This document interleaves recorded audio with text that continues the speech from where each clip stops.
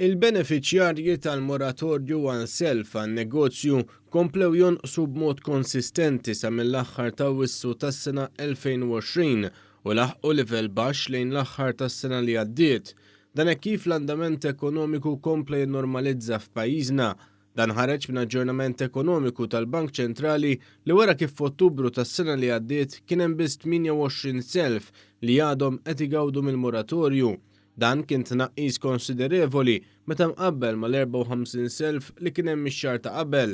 Il-valur ta' dan is-self niżel b'7,800,000 euro minn Settembru u huwa ta' valur ta' 26,500,000 euro li jiġu 0.2% tas-self lir-residenti Maltin.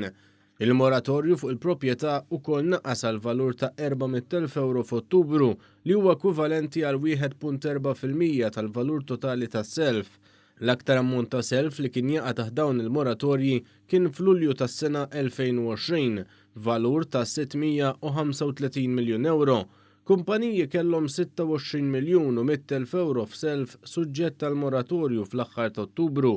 L-aġġornament mill-Bank Ċentrali juri kif l-ikbar numru ta' self suġġett tal-moratorju kien minn negozji fis-settur tal-ospitalità u s-servizzi tal-ikel.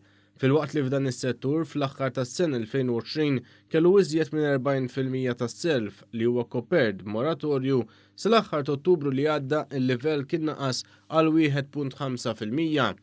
L-għajnuna sabiex in-negozji lokali jkollhom il-likwidità ingħatat ukoll permezz tal-iskema tal-COVID-19 tal-Bank Malti għall-Iżvilupp li permezz tagħha l-Gvern seta' jidħol garanti sa massimu ta' 777,800,000 euro.